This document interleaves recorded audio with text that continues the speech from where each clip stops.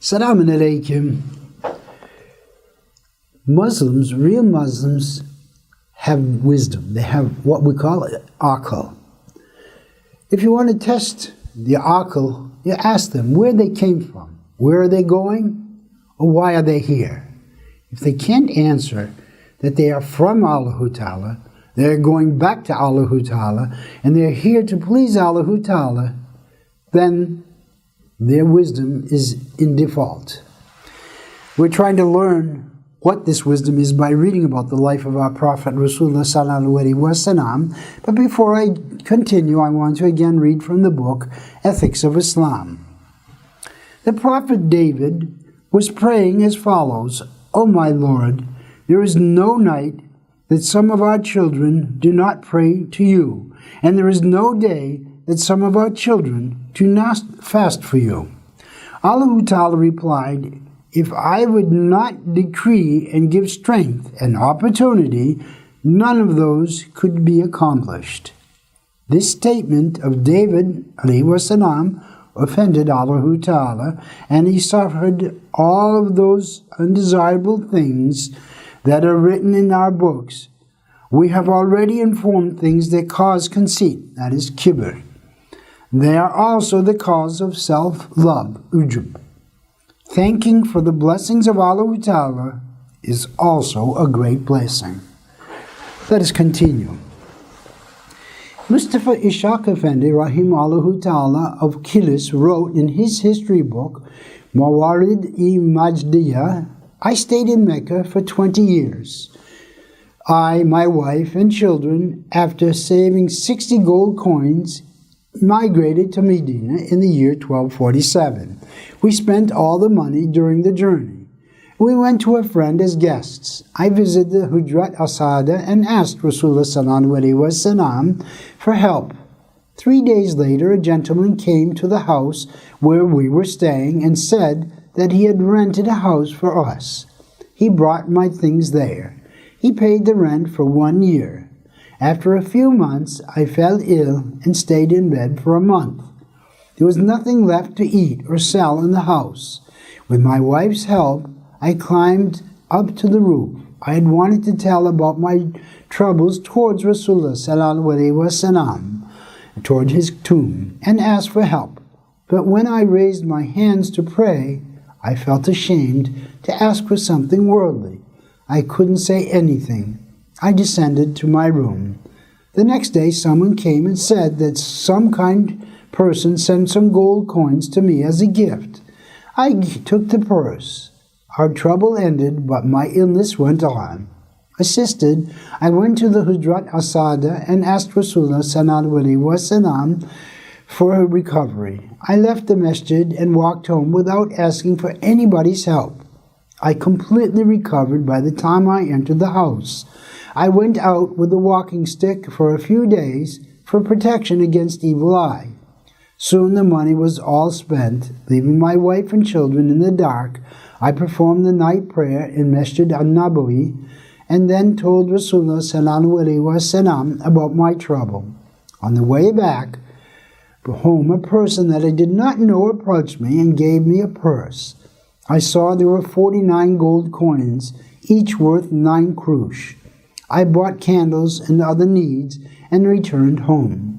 It is written in the second volume of the translation of the book Shaqaiq-i-Numaniya that when the great Islamic scholar Mevlana Shamseddin Muhammad bin Hamza al-Fanari Rahimahullah Ta'ala, the first Sheikh of Islam of the Ottoman Empire and Mujaddid of his time, who became blind from cataracts, had one night dreamt of our Master Rasulullah Sallallahu Alaihi Wasallam, who commanded him, "Explain, make a tafsir of the Surah of Taha."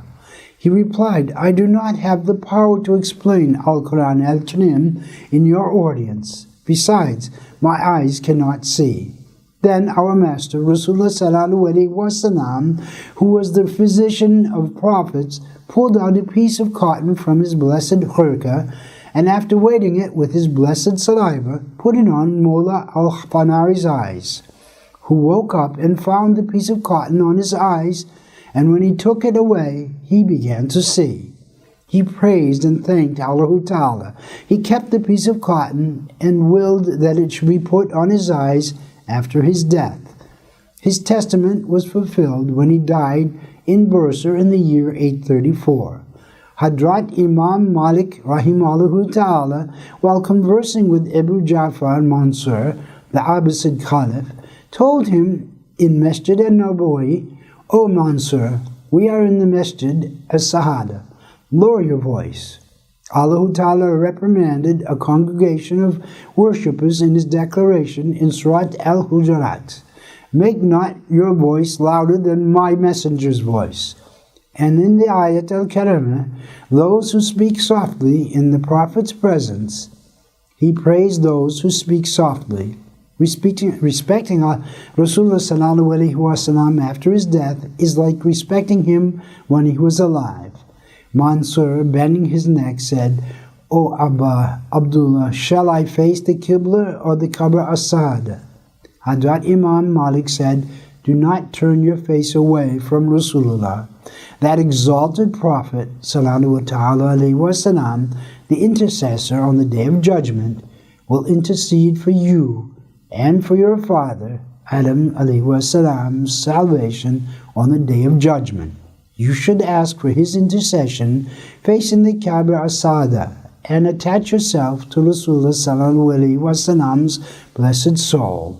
The 64th ayat of the Surat An-Nisa declared, purporting, "If those who oppress their own nafs, they come to you and beg Allah Ta'ala for mercy, and if my Rasul also intercedes for them, they will certainly find Allah Ta'ala's compassion and merciful." This ayat promises that the tawbah of those who make an intercessor of Rasulullah sallallahu alaihi wasallam will be accepted. Thereupon, Mansur stood up and in front of the Hujurat as-Sa'ada, "O my Rabb," he said, "you promise that you will accept the tawbah of those who make your messenger an intercessor. And I supplicate to you for forgiveness in your exalted Prophet's high presence. Forgive me too, as your servants whom you have forgiven when they asked for forgiveness, when he, the Prophet, was alive.